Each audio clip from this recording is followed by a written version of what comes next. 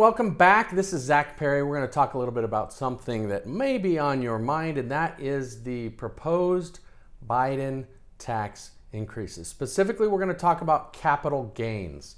So a little bit about that I want to tell you for those of you who may not be real familiar with a capital gains tax or what Biden proposes to do to it. Capital gains is when the government, so income tax, by the way, that's when you work, you expend efforts, labors, you get paid for your work, and you have to pay a portion of that income, that trade-off, or what they're paying you for your work to the government. Capital gains is not when you work for your own gain. It is when your capital or your money works for you for gains. So it's when you invest. So if you go invest $100, let's say you buy $100 worth of stock, and then 6 months later you sell it for $200, you have now experienced $100 in capital gains.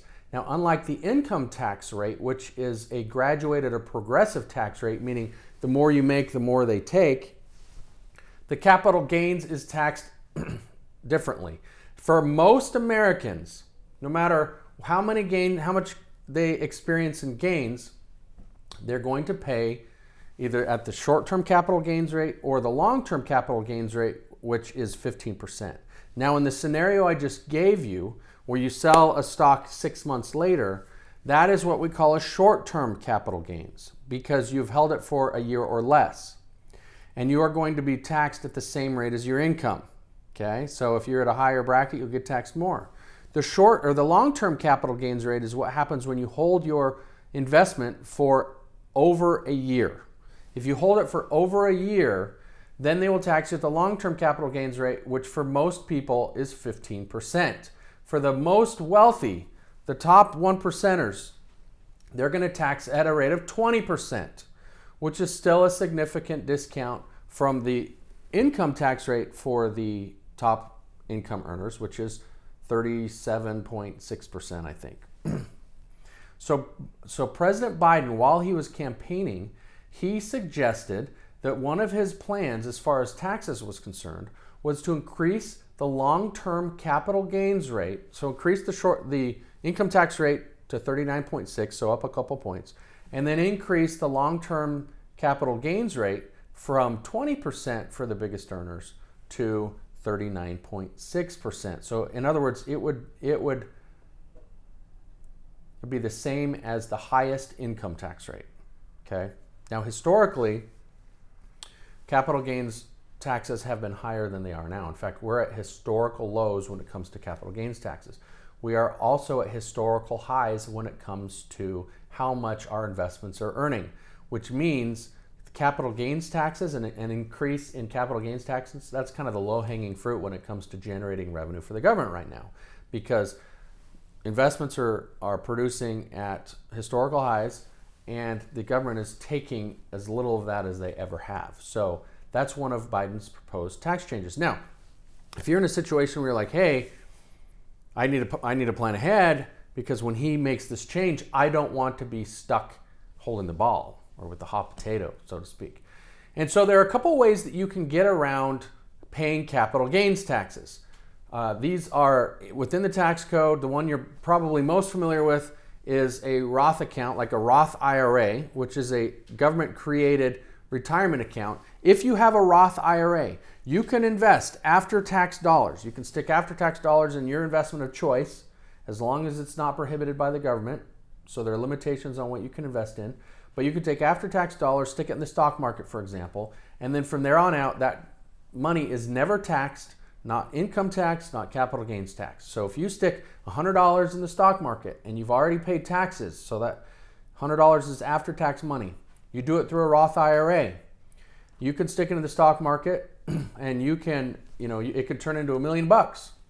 You're not paying, you're not paying any income tax or capital gains tax on that growth. So Roth IRAs are a great way for you to stick your money somewhere and never have to pay taxes on again, and you can eliminate capital gains. Of course, there are significant drawbacks to the Roth plans. Number one, for example, with the Roth IRA, you can only contribute $6,000 a year. So if you are earning good money and you wanted to contribute, $6,000 is all you can do, which is never going to be enough to create a good retirement account.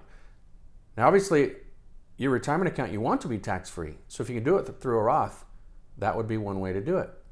The problem is $6,000 is too little.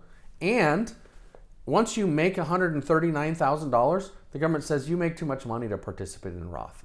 Apparently, they intended this just for the lower income people. And so you can get phased out of that pretty quickly if you're doing okay, income-wise. So Roth is not available to everyone.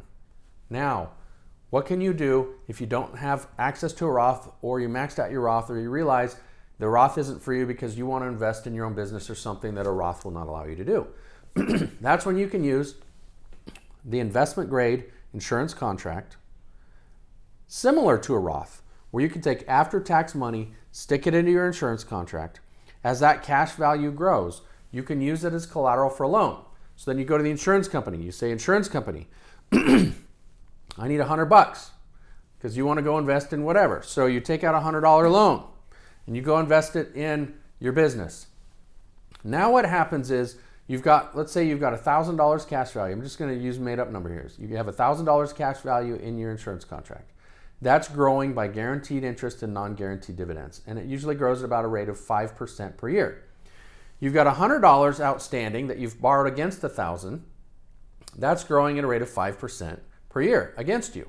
And then you've got your investment, and that's growing at whatever rate it's growing, right? You choose the investment, you assess the risk, you decide what you want to invest in, and then the growth is what it is, right? So if it's real estate, it's probably going to be between 5 and 12% per year. If it is stocks, it's probably going to be around 5% per year on average.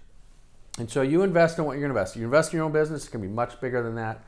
So now you've got the money growing in 3 places, and it's growing tax-free in all 3 places. You've got the interest that's guaranteed, the dividends that are not guaranteed, and the investment. But you've also got money earning against you. So let's do some simple math. The $1,000, let's say a year goes by.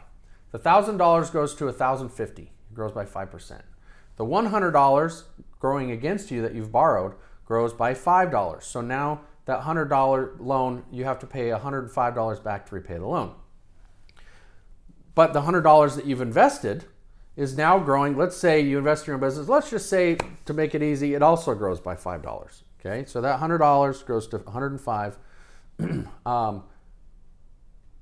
That's $105 that you add to the $1,050 less the 105 loan. So you've earned $50. So you're basically breaking even on your outside investment, so you got to do better than that, right? So let's say you take $100 and you're able to turn it into $120. Now you put the $120 back in, you've earned the $15 growth on the outside, less the financing expense, but you've also earned $50 on the inside. So now that $1,000 is now $1,065. So you've grown it by 6.5%. And that's completely tax-free. Now, if you can do even better on your investments, you just got to keep in mind that money in there, that's growing no matter what you do, win and lose or draw. The money outside, if you can achieve, sometimes you could go flip a house, for example, and you can get a 20-40% return. Now, ordinarily, if you flip it in less than a year, that's not going to fit in your capital gains. And so one way around that would be a 1031 exchange. But all you're doing with that is kicking your tax burden down the road. You're snowballing your tax debt. So the IGIC is a really good way for you to experience tax-free growth that's never going to be taxed on capital gains, and it's never going to be taxed on income. So if you're looking for a way to invest, eliminate potential capital gains, especially in light of these proposed tax changes, we'll find out probably in the next year or so what's really going to happen with that, then you can set up an investment-grade insurance contract, run your investments through there, and never pay taxes again. If you're interested in learning more, give us a call. We have friendly staff waiting to help you. We promise you that whoever talks to you will put a smile on your face. If they don't, then you're going to let me know, because we take smiling pretty seriously around here.